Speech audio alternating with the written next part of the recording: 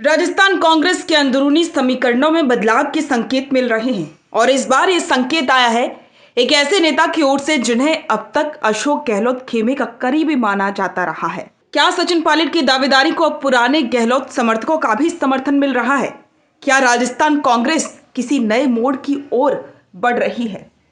आइए जानते हैं लीलाराम गरासिया के बयान की पूरी कहानी और उनके पीछे छिपे राजनीतिक मायने। पिंडवाड़ा से कांग्रेस प्रत्याशी रह चुके लीलाराम गरासिया ने हाल ही में आबू रोड में एक कार्यकर्ता सम्मेलन के दौरान ऐसा बयान दे डाला जिसने कांग्रेस के गलियारों में खलबली मचा दी। गरासिया ने साफ साफ कहा कि आने वाले चुनाव में सचिन पायलट मुख्यमंत्री पद के दावेदार होंगे और उनके नेतृत्व में कांग्रेस की सरकार बनेगी। अब ये सिर्फ एक साधारण बयान नहीं है, क्योंकि लीलाराम गरासिया को अब तक अशोक गहलोत गुट का नेता माना जाता रहा है। वे राज्यसभा सांसद नीरज डांगी के करीबी हैं और पिछला चुनाव टिकट भी गहलोत खेमे की सिफारिश पर मिला था। तो फिर अचानक से राजनीतिक शिफ्ट क्यों? ये भी एक बड़ा सवाल है। राजस्थान कांग्रेस में पिछले कई सालों से दो बड़े खेमे साफ नजर आते हैं। एक तरफ पूर्व मुख्यमंत्री अशोक गहलोत, जिनका संगठन काफी मजबूत रहा है, संगठन पर नियंत्रण भी काफी मजबूत रहा है, और दूसरी तरफ है सचिन पायलट, जिन्हें कांग्रेस का युवा चेहरा और भविष्य का नेता माना जाता है।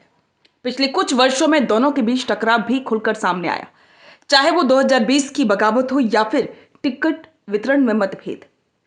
अब लीलाराम जैसे नेता का पायलट के पक्ष में आना ये दर्शाता है कि कांग्रेस के अंदर संतुलन बदलने लगा है। विश्लेषकों का मानना है कि ये केवल व्यक्तिगत समर्थन नहीं बल्कि एक राजनीतिक रणनीति है। हर चुनाव से पहले स्थानीय नेता उस तरफ झुकते हैं जहां उन्हें भविष्य की हवा नजर आती। सिरोही, जालोर जैसे क्षेत्रों में यह चर्चा तेज है कि वैभव गहलोत यानी कि अशोक गहलोत के बेटे को वहां से चुनाव लड़वाने की योजना थी, लेकिन अब रिपोर्ट्स के अनुसार उसी टीम के कुछ सदस्य राजनीति से दूरी बना रहे हैं या नए समीकरणों की तलाश में हैं। एक और सवाल यहां उठता है कि क्या ये इस बात का संकेत है कि गहलोत खेमे में दरारें आ रही हैं? जिस सम्मेलन में ये बयान सुनने को मिला वो सिर्फ एक सभा नहीं थी, वो पावर शो था।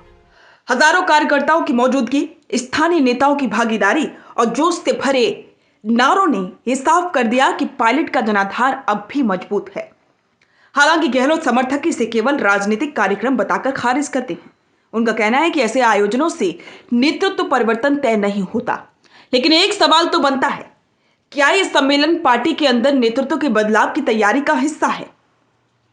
लीलाराम गरासिया का बयान कांग्रेस के उस पुराने सवाल को फिर से जिंदा करता है कि नई पीढ़ी बनाम पुराना नेतृत्व।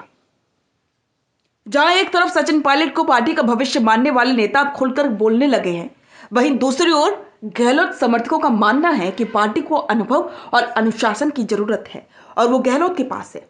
इन दोनों नेताओं के बीच संतुलन बनाना ही कांग्रेस के लिए सबसे बड़ी चुनौती है। फिलहाल कांग्रेस में कोई स्पष्ट नेतृत्व परिवर्तन नहीं हुआ है, लेकिन अंदर ही अंदर मंथन जरूर जारी है। 2028 के विधानसभा चुनाव में पार्टी किस चेहरे को सामने लाती है, ये फैसला आने वाले महीनों में होगा। लेकिन लीलाराम गरासिया जैसे नेताओं का पायलट के समर्थन में आना दिखाता है कि पार्टी के अंदर साइलेंट शिफ्ट शुरू हो चुका है।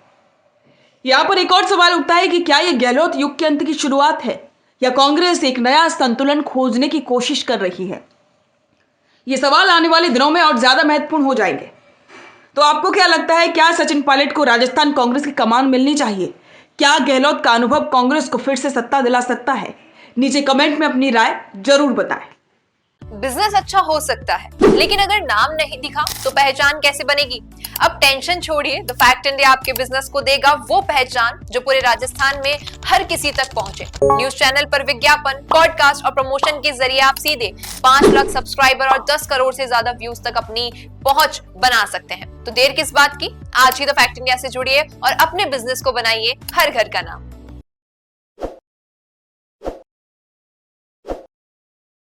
ताज़ा खबरों के लिए विजिट करें द फैक्ट इंडिया की वेबसाइट और डाउनलोड करें द फैक्ट इंडिया ऐप।